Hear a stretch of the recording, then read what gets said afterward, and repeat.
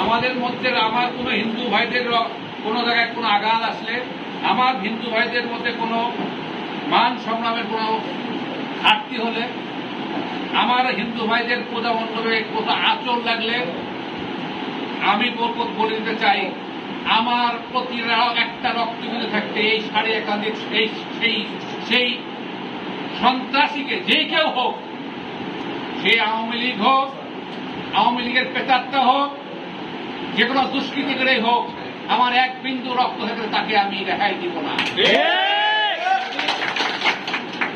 আজকে আমি তাদের পাশে থেকে বলতে চাই, আমরা এই পূজা মণ্ডপ ও আমাদের যে পূজা মণ্ডপ সহ আমরা যে এই 9 তারিখ থেকে 13 তারিখ পর্যন্ত যে অনুষ্ঠানগুলো হবে, আপনাদের বাড়ি হবে আমাদের বাড়ি, আমাদের বাড়ি হবে আপনাদের বাড়ি, আপনাদের আনন্দ হবে আমাদের আনন্দ। আপনাদের আনন্দের পাশে দাঁড়িয়ে যেন আমরা উৎসব করতে পারি, উৎসব পরিবেশে থাকতে পারি।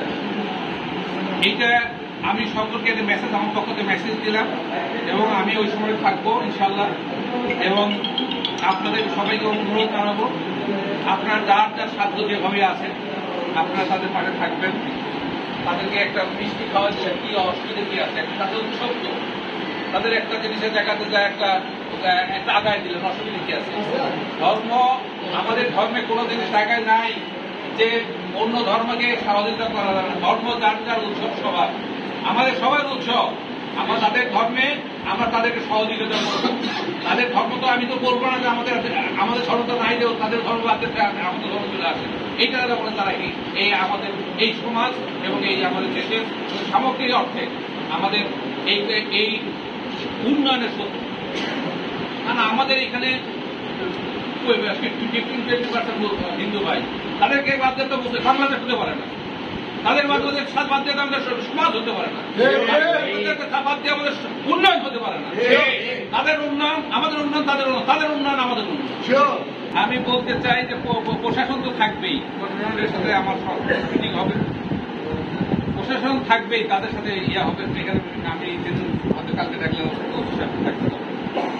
আমার কথা হলো প্রশাসন থাকবে, কিন্তু আমাদের প্রতিজনের প্রতিজ্ঞা হবে, এই প্রতিজ্ঞা যদি কেহ কারো সাহস থাকে তাদের এখানে কোনো কিছু করা, তাকে বাংলাদেশ থেকে এই বাংলাদেশের এই এরিয়া থেকে বাইরেও যেতে দেওয়া হবে না, এবং তার কোনো রেহাই থাকবে না। আমরা এই এলাকার মানুষ তাদেরকে সাথে করে নিয়ে প্রতিহত করব, এবং সারা জীবনের জন্য জানায় দিব যে হিন্দু মুসলমানদের মধ্যে কোনো হিন্দু মুসলমান আমরা একত্রে একটা পরিবারের মতো আছি, পরিবারের মধ্যে থাকবো। এই পরিবারের বিচ্ছিন্ন করার শক্তি পৃথিবীর কারণ নাই। কাজেই আমি সবাইকে উদাত্ত আহ্বান জানাবো, আমরা সহযোগিতা যাই করি সেটি তাদের জন্য ইনশাল্লাহ, তাদের জন্য হয়তো হবে, এবং আমরা করবো ইনশাল্লাহ। যেটা করি সেটা ওরা জানে যে আমরা ভালোই করি, আমি তো তাদের সাথে থাকছি। তো আমরা যেটাই করি তারা সেটা আন্তরিকভাবে গ্রহণ করবে, এটি আমার ধারণা, আমার বিশ্বাস।